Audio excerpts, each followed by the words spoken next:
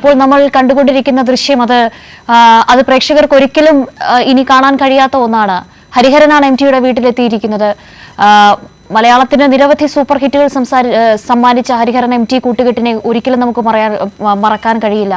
അത്രത്തോളം മികച്ച ഒരു ചലച്ചിത്ര കാവ്യം ഒരുക്കിയ തന്റെ കൂട്ടുകെട്ട്, തന്റെ സിനിമാ കൂട്ടുകെട്ടിൽ ഏറ്റവും പ്രിയപ്പെട്ട ആൾ അവിടെ ചേതനയേറ്റ് കിടക്കുമ്പോൾ വിതുമ്പുകയാണ് ആ വീട്ടിൽ സിത്താരയിലിരുന്ന് മലയാളത്തിന്റെ പ്രിയപ്പെട്ട ചലച്ചിത്രകാരൻ. ഏതാണ്ട് 10-ലധികം സിനിമകൾക്കാണ് രചന, സംവിധാനം എന്ന കൂട്ടുകെട്ടിൽ MTയും ഹരിഹരനും ഒന്നിച്ചിട്ടുള്ളത്. ഇത്തരത്തിലുള്ള ചരിത്രമാകാൻ പോകുന്ന നിരവധി നിമിഷങ്ങൾക്ക് കൂടിയാണ് സാക്ഷ്യം വഹിക്കുന്നത് ഈ ഒരു ഘട്ടത്തിൽ മലയാളം. മേഘ, എന്ത് പറയണമെന്നോ എങ്ങനെ പറയണമെന്നോ അറിയുന്നില്ല എന്ന് പറയുന്ന ആ ഒരു സന്ദർഭം, ആ നിലയ്ക്ക് നമ്മൾ പലപ്പോഴും ഉപയോഗിക്കുന്ന വാക്കുകളൊക്കെയും അക്ഷരം പ്രതി ശരിയാകുന്ന ഒരു സന്ദർഭമാണിത്. അതുകൊണ്ട് തന്നെയാണ് കാവ്യ ഞാൻ പറഞ്ഞത്, ആ MTക്ക് പകരം വെക്കാൻ ഇനി ഒരു മനുഷ്യൻ ഉണ്ടാവുകയില്ല എന്നത്. കാരണം ഏത് മേഖലകളിലും, എഴുത്തിൻ്റെതാണെങ്കിലും പശ്ചാത്തലപരമായിട്ടാണെങ്കിലും സിനിമയുടെ മേഖലയിൽ, സംവിധാനം, തിരക്കഥ, എല്ലാ മേഖലകളിലും MT തൊട്ടതെല്ലാം പൊന്നാക്കിയ, നേരത്തെ തന്നെ കാവ്യ സൂചിപ്പിച്ചു, അത് തൊട്ടതെല്ലാം പൊന്നാക്കിയ ഒരു വ്യക്തി എന്ന് തന്നെ പറയേണ്ടി വരും. ഈ കാലങ്ങളിൽ ജീവിക്കുന്ന മനുഷ്യന്മാർക്ക് പോലും നെഞ്ചിൽ എത്താവുന്ന കഥകൾ, കഥാപാത്രങ്ങൾ, അത് തന്നെയാണ് MTയുടെ വലിയ പ്രത്യേകത. MT പറഞ്ഞൊരു കാര്യം, അതായത് അറിയാത്ത മഹാസമുദ്രങ്ങളെ തേടുന്നതിനേക്കാൾ എനിക്കിഷ്ടം അറിയുന്ന എന്റെ നിളയെക്കുറിച്ച് എഴുതാനാണ്. നിള എന്നൊരു വാക്ക് മലയാളി അത്രമേൽ ഹൃദയത്തോട് ചേർത്ത് വെക്കുന്നത് MTക്കൊപ്പമാണ് എന്ന് തന്നെ നമുക്ക് പറയാം. കാരണം നിളയുടെ കഥാകാരൻ നിളാനദീ തീരത്ത് ഒരു സ്ഥലം വാങ്ങിക്കൂട്ടുന്നു. അങ്ങനെ നിള എന്ന് കേൾക്കുമ്പോൾ നമ്മുടെ മനസ്സിലേക്ക് ആദ്യം ഓടിയെത്തുന്നത് MTയാണ്. കൃത്യമായി തന്റെ കഥാപാത്രങ്ങൾ, MTയുടെ കഥാപാത്രങ്ങൾ പരിശോധിച്ചാൽ നമുക്ക് കൃത്യമായി മനസ്സിലാക്കാൻ സാധിക്കും. പല കഥാപാത്രങ്ങളും MT ആയിരുന്നു, പല കഥാപാത്രങ്ങളും MTക്ക് ചുറ്റുമുള്ള മനുഷ്യരായിരുന്നു. അത് സിനിമയിൽ ആണെങ്കിലും പല സിനിമകളിലും അദ്ദേഹം പറഞ്ഞിട്ടുണ്ട്. സുഗതം പോലെയുള്ള സിനിമകളൊക്കെ തന്നെയും അദ്ദേഹം പല എഴുത്തുകളിലും അല്ലെങ്കിൽ പല അഭിമുഖങ്ങളിലും അദ്ദേഹം പറഞ്ഞിട്ടുണ്ട്. നമുക്ക് കാണാൻ സാധിക്കുന്നത് ഹരിഹരൻ ആശുപത്രിയിൽ രോഗശയ്യയിൽ MT കിടക്കുമ്പോൾ ഹരിഹരൻ കാണാൻ വേണ്ടി എത്തിയിരുന്നു.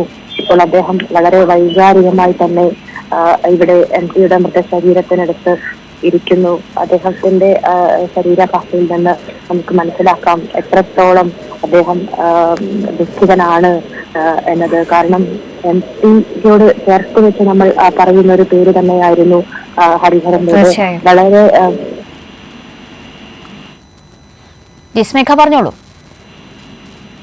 അതായത് ഹരിഹരൻ, പലപ്പോഴായി ഹരിഹരൻ സിനിമകളെ കുറിച്ച് പറയുമ്പോൾ MT ഹരിഹരൻ കൂട്ടുകെട്ട്, അത് മലയാളിക്ക് ഏറ്റവും പരിചയമുള്ള വാക്കായി മാറുന്നത് പോലും ആ സിനിമയുടെ അല്ലെങ്കിൽ അവർ രൂപപ്പെടുത്തി കഥാപാത്രങ്ങളുടെയും കഥകളുടെയും ആഴം കൊണ്ടുകൂടിയാണ്.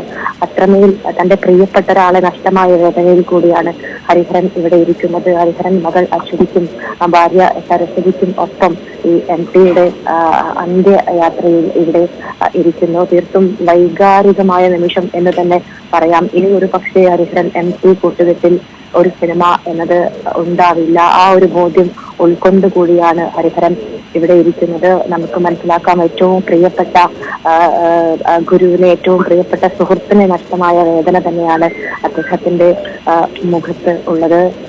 ഹരിഹരന്റെ വരവോടുകൂടി അത് കുറച്ചുകൂടി വൈകാരികമായി പോകുന്നു. മകൾ അശ്വതിയും ഭാര്യ സരസ്വതിയും ഒക്കെ തന്നെയും വളരെ വേദനയിൽ നിൽക്കുമ്പോൾ കൂടിയാണ് ഹരിഹരന്റെ കടന്നുവരവ്.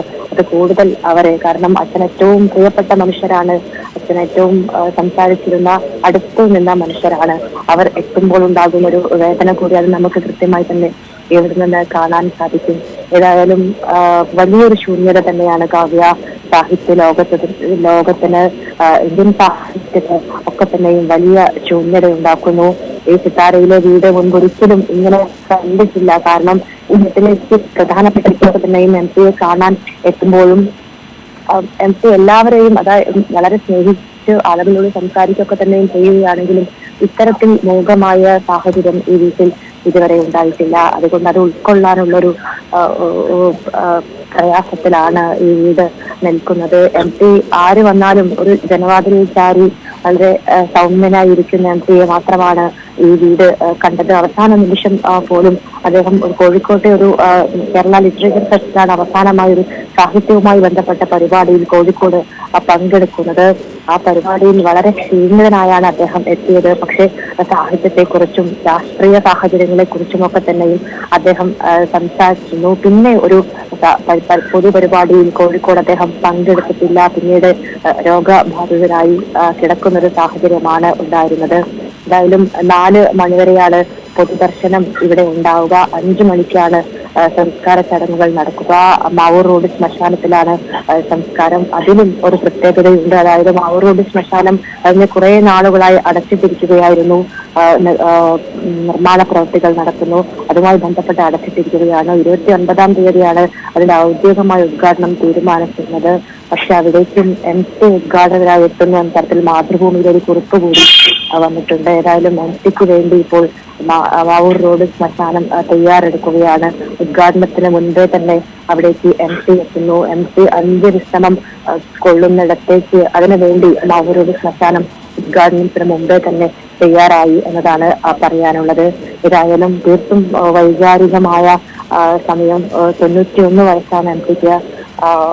ആ പ്രായത്തിലാണ് മരണം MPയെ തേടിയെത്തുന്നത്.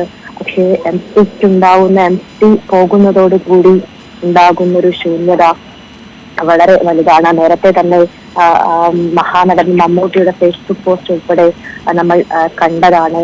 അദ്ദേഹം പറയുന്നത് തന്റെ കഥാപാത്രങ്ങളെയോ സിനിമകളെ കുറിച്ചൊന്നും താൻ പറയുന്നില്ല എന്നതാണ്. തീർത്തും വൈകാരികമായ ഒരു കുറിപ്പായിരുന്നു അത്. മമ്മൂട്ടിക്ക് അതിനപ്പുറം ഒന്നും പറയാനില്ല, അതിനുശേഷവും ഒന്നും പറയാനില്ല എന്ന് തന്നെയാണ് നമുക്ക് മനസ്സിലാക്കാൻ സാധിക്കുന്നത്. ഒരു യുഗപ്പൊലിമ മങ്ങി മറയുന്നു, എന്റെ മനസ്സ് ശൂന്യമാവുന്ന പോലെ തോന്നുന്നു എന്നാണ് മമ്മൂട്ടി തന്റെ ഫേസ്ബുക്ക് കുറിപ്പിൽ പറഞ്ഞത്. അതുപോലെ തന്നെ ശൂന്യമാണ് കാവ്യ ഇവിടവും.